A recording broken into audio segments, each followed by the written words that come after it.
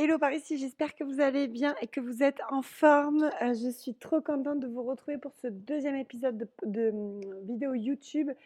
Épisode un petit peu particulier parce qu'aujourd'hui, donc on est dimanche, je tourne mes vidéos le dimanche et ça sortira mercredi. Et le dimanche, pour moi, ce sont toujours des journées un petit peu particulières, surtout des journées que je n'essaie de ne jamais louper, tout simplement parce que c'est 100% organisation et en général, c'est ce qui va faire que, ma semaine va bien se dérouler ou pas. Puisque si tu ne le sais pas encore, je suis Amandine, je suis formatrice en tout ce qui est communication et marketing, principalement sur Instagram. J'accompagne les jeunes créatrices de e-shop ou les créatrices, artisanales qui créent leurs, produits et qui cherchent à développer leur vente via les réseaux sociaux et j'ai aussi une double casquette puisque je suis aussi, et c'est peut-être ton cas, également, je suis aussi salariée, je suis responsable d'une agence de signalétique. Donc, je fais tout ce qui est enseigne de magasins et habillage vitrine à hauteur de 35 heures par semaine. Donc, je fais du temps plein et je trouve quand même le temps tous les jours un petit peu de bosser sur mon auto-entreprise et de la faire évoluer. Et c'est pourquoi tous les dimanches, c'est vraiment une journée particulière pour moi, 100% organisation, parce que tout ce que je vais faire dans cette journée-là va me permettre de gagner minimum 1 heure par jour dans la semaine pour dégager du temps et bosser sur mon auto-entreprise. Et donc aujourd'hui, je voulais te partager toutes ces astuces-là, mes meilleures astuces pour être organisée, efficace et surtout hyper régulière dans mon évolution de mon entreprise. Je vais te partager principalement, combien je t'en ai mis, 5 astuces que je fais tous les jours le dimanche qui va me permettre d'être ultra efficace. C'est un peu ma routine du dimanche. Il y en a qui font des morning routines, des night routines.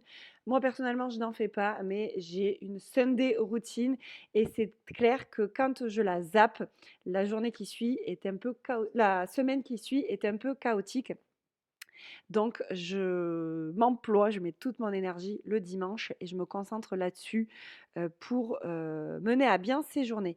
L'astuce numéro 1 que je te recommande quand tu es comme moi et que tu as une double casquette, une double vie de salarié et d'entrepreneur, c'est d'être absolument organisé. Ça, c'est un truc vraiment, je suis une méga acharnée là-dessus, je suis une hyper organisée. Tous les dimanches, je ne loupe jamais. euh, 2 étapes, je voulais t'en parler en second, mais c'est pas grave. Je ne loupe jamais 2 étapes et en général, je commence mes journées comme ça. La première, c'est que je fais du batch cooking. Le batch cooking, c'est quoi? C'est pendant 2 heures environ, je cuisine, les repas pour toute la semaine, donc pour mon compagnon et moi pour le midi et le soir et tout ce qui est aussi un petit peu de sucré et moi je fais mes jus, booster pour le matin et donc je m'emploie à faire ça. C'est bête, mais rien que ça me fait gagner 1 heure par jour puisque, quand on arrive au repas, bah, les gamelles sont prêtes pour le midi, donc ça, c'est bon. C'est ce qui me permet le soir, quand on arrive, de plus qu'à faire chauffer et de mettre quasiment les pieds sous la table. Donc ça veut dire que je peux bosser jusqu'au dernier moment et une chose aussi, c'est que ça me permet d'anticiper mes repas et de pouvoir gérer aussi ce que je mange pour manger équilibré. Donc ça, c'est vraiment un truc de ouf. Donc OK, je perds 2 heures, 2 heures et demie le dimanche, mais à côté de ça, je gagne 1 heure, par jour tous les soirs, ce qui fait que je peux bosser un petit peu plus sur mon entreprise, sur mon auto-entreprise et un autre truc aussi que je ne loupe pas le matin, c'est qu'en prenant le café, je m'emploie à préparer mon planning pour toute la semaine. Donc c'est-à-dire que je prends un papier ou mes notes dans l'iPhone, je liste tout ce que j'ai à faire.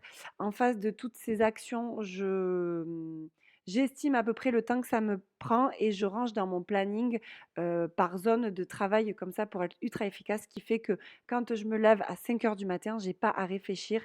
Je sais déjà ce que je dois faire et par quoi je dois commencer. Donc ça déjà, première étape que je ne loupe jamais et de toute façon c'est rédhibitoire. À chaque fois que je le loupe, je passe une semaine de naze, c'est-à-dire que je fais n'importe quoi, je mange n'importe quoi, je suis très fatiguée, je suis pas du tout organisée, j'ai une mauvaise image de moi parce qu'en plus de ça, je n'avance pas dans mon business. Donc c'est vraiment une semaine qui sert à rien. Donc si je peux te recommander vraiment de faire ça. Deuxième chose, c'est de vraiment définir des objectifs clairs. Ça fait quelques mois que je fais ça parce que je me disais toujours, ouais, mon objectif c'est ça, mais je l'écrivais jamais sur un papier. Depuis que je fais ça, notamment sur le chiffre d'affaires mensuel, ça c'est un truc qui va t'aider à la fois mois par mois, mais à la fois aussi semaine par semaine, puisque c'est ce qui va t'aider à lister précisément les tâches que tu as à faire, donc par semaine, par jour ou même par mois pour te faire avancer dans ton business, pour préparer ton prochain lancement de collection, par exemple, ou si tu es prestataire comme moi, ton prochain lancement de service, ou tout simplement de te préparer à la vente, parce que la vente, ça ne se fait pas non plus comme ça se prépare un petit peu en amont. Donc, si j'ai vraiment un conseil aussi à te donner, c'est vraiment de définir un objectif. Alors, comment on définit un objectif? Ça se passe en plusieurs points. Premier point, c'est vraiment définir un chiffre. Je sais pas, je te dis n'importe quoi. Admettons, tu veux pouvoir réaliser par mois 1 000 € de chiffre d'affaires. Ok, donc tu marques vraiment 1 000 € de chiffre d'affaires. Très bien. Ces 1 000 € de chiffre d'affaires, ben, en combien de temps? Donc, c'est par mois. Donc, ça veut dire que c'est en 30, allez, 30 ou 31 jours. Donc, tu te le notes. 1 000 € en 30 jours. OK? Et ça équivaut à quoi? Après, tu peux découper par semaine ou par jour. Et du coup, quand tu as ça, tu as un petit peu plus de visibilité sur ce que tu peux vendre comme produit qui peut t'aider à atteindre ce chiffre d'affaires le plus rapidement possible ou identifier des produits que tu vas pouvoir mettre à la vente. Et déjà, rien que ça, commence par ça, tu vas voir que tout va devenir beaucoup plus clair et plein de choses vont s'éclairer aussi. 3e chose que je voulais te conseiller, c'est vraiment de traquer tes évolutions. Donc c'est ce que je viens de te dire, une fois que tu as défini ton objectif, notamment sur le chiffre d'affaires, tu vas pouvoir, le traquer en fait tout simplement, semaine par semaine, ton évolution ou, tout simplement aussi mois par mois. Ce qui fait que, tous les mois ou toutes les semaines, tu vas pouvoir te dire: «Punaise, là, il me manque un petit peu de vente, donc il faut que je me bouge les fesses pour vendre davantage».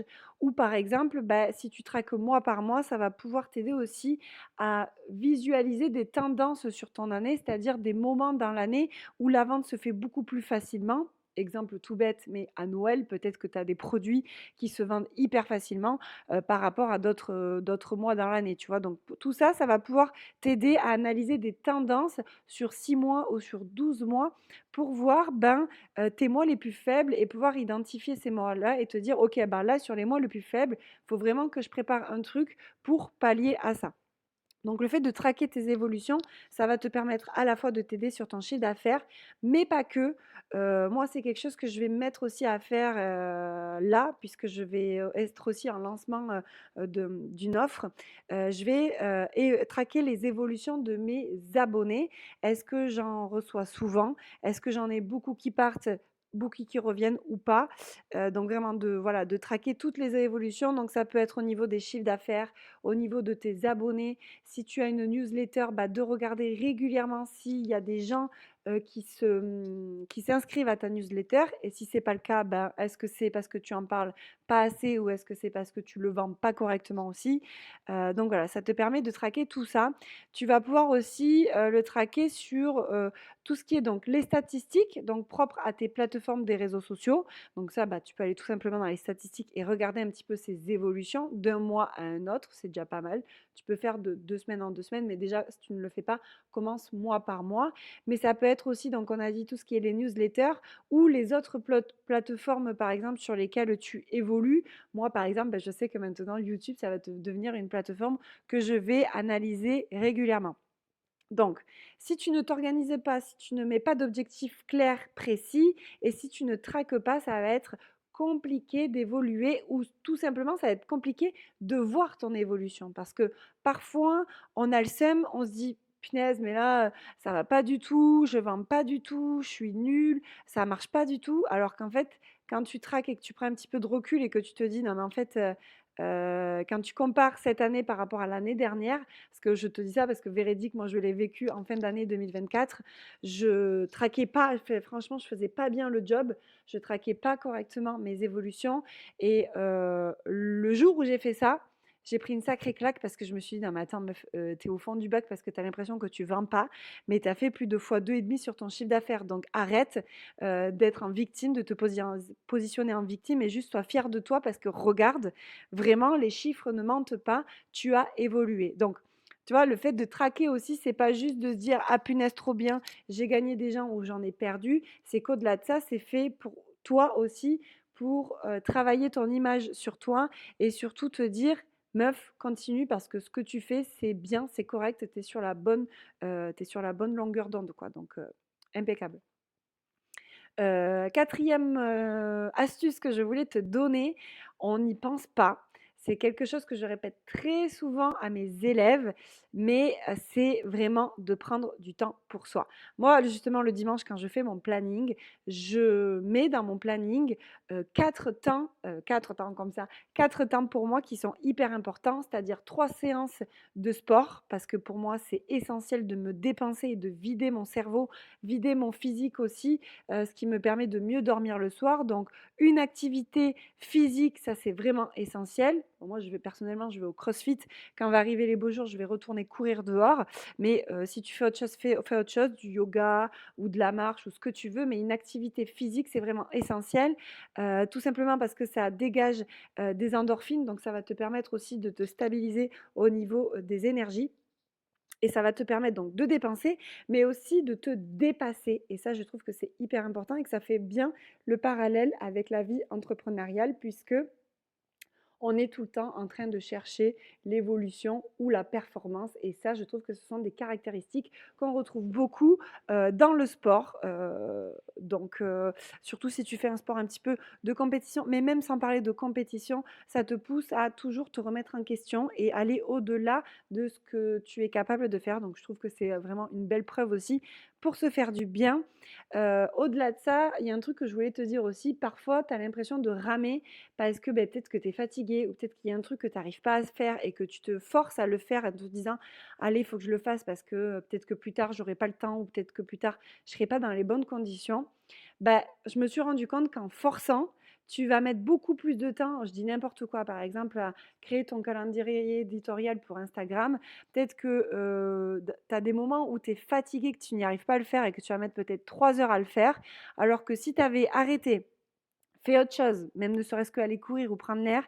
Quand tu reviens, ça se trouve, tu seras tellement libérée et légère que tu vas faire ça en 30 minutes. Donc c'est pour ça aussi que c'est important de s'imposer des temps off, des temps qui ne sont pas dans le boulot pour être beaucoup plus performante. Prendre du temps pour soi, c'est pas que de l'activité physique. Moi, je fais aussi des activités bien-être. Donc dans ces activités bien-être, c'est entre autres le 4e temps que je mets, dans ma semaine, c'est de prendre du temps où je me fais du bien. Donc soit, parfois ça m'arrive de prendre des rendez-vous pour aller me faire masser ou, voilà, des soins, du visage ou quoi. Ou quand je peux pas, m'offrir un soin comme ça, c'est un moment que je mets le dimanche. Donc là, dans quelques minutes, je vais aller faire ça et dans ma salle de bain, je me mets une musique détente et je me fais mon propre sauna ou mon propre hammam. C'est-à-dire qu'en gros, je me fais couler une douche bien chaude, je me fais un soin pour le corps, des gommages, des soins, des masques, je fais la totale cheveux, pieds, visage, mains, corps, voilà. Je me crème de partout, je me bois une tisane, voilà, je me fais mon yoga, de la méditation. C'est vraiment mon temps de bien-être, d'amour avec moi-même où je me repose. C'est-à-dire que là, je suis pas dans l'excitation d'un sport ou de dépassement de soi ou quoi, en gros, c'est un moment de récompense et de calme. Comme je suis plutôt quelqu'un d'hyperactif, c'est vrai que c'est quelque chose qui me fait du bien et c'est quelque chose que j'ai besoin au moins une fois, dans ma semaine. Pareil dans les temps à prendre pour soi, donc on a parlé du sport, on a parlé du moment de bien-être. Il y a un temps aussi que je m'impose, alors des fois c'est une semaine sur 2, des fois c'est toutes les semaines, ça dépend. C'est du temps d'échange ou d'interaction. Alors moi j'adore les vendredis soirs par exemple avec mes copines où on boit un verre de vin et qu'on se raconte, tout ce qui s'est passé dans le boulot. J'ai beaucoup de copines qui ont des mindsets d'entrepreneuses même si elles sont salariées et du coup c'est vrai que de parler de tout ça, ça m'aide à évoluer ou même avoir la vie et les choses différentes. Donc voilà, moi, c'est vraiment un temps que j'adore. Quand c'est pas avec mes copines, c'est tout simplement avec ma famille. Donc voilà, ça, c'est hyper important aussi parce que, être entrepreneur, OK, c'est bien. Avoir un bébé qu'on est en train de créer et tout ça, quand c'est son business, c'est trop bien aussi. Mais pas oublier, et ça, c'est vraiment une note que je me mets aussi à moi-même, que le temps que tu passes à travailler, c'est du temps que tu ne passes pas avec ton entourage et un jour, bah, peut-être que cet entourage, il sera pas là et c'est donc du temps que tu auras perdu et peut-être que tu regretteras un jour. Donc voilà, moi je me suis vraiment imposé, au moins un temps par semaine avec mon entourage et bien évidemment un temps un soir spécial avec mon chéri par semaine, le jeudi soir par exemple. On se fait une soirée tous les 2 où on parle de tout et de rien, sans télé, sans téléphone, autour d'un verre de vin et on partage tout ça, voilà, on parle de tout et de rien. Dernier point que je voulais aussi te parler, donc là on est entre du bien-être et entre du boulot, c'est vraiment de travailler ton mindset. C'est ton mindset, c'est quoi? C'est ton état d'esprit parce que ben, peut-être que tu n'as pas grandi dans une famille d'entrepreneurs comme moi ça n'a jamais été le cas. J'ai toujours grandi dans un environnement où ben, mon entourage était salarié et je t'avoue que l'entrepreneuriat c'est vraiment un game dans lequel je débarque et que j'ai plein de contradictions dans mon esprit ou des doutes ou voilà, des choses qui se passent que j'arrive pas à expliquer et que je me sens seule face à ces questionnements-là. Et le fait de travailler sur mon mindset, c'est hyper important. Donc ça peut passer par plusieurs choses. Soit ça peut passer par des vidéos YouTube que je consomme, soit ça peut passer par des podcasts, ou alors ça peut passer aussi par deux autres choses. Moi, j'aime bien me faire accompagner, donc je prends des formations pour m'accompagner sur plein de choses. Là, par exemple, le prochain accompagnement que je vais commencer, c'est me faire accompagner pour lancer ma prochaine formation. Mais ça, je vous en parlerai peut-être plus tard dans un autre podcast. En tout cas, si ça vous intéresse de voir les coulisses d'une création de formation et d'un lancement, dites-moi. Ça peut être exactement la même chose pour les collections. En tout cas, dites-moi ce que vous en pensez. Donc, moi, je me fais souvent accompagner. En ce moment, je finis un accompagnement sur le mindset, justement, parce que ben, moi, dans ma tête, je suis bloquée. Mon esprit me dit que j'ai pas le droit de gagner un certain montant par mois, alors que c'est quelque chose que j'aimerais dépasser. Et je pense que c'est ça qui me bloque aussi dans mon évolution.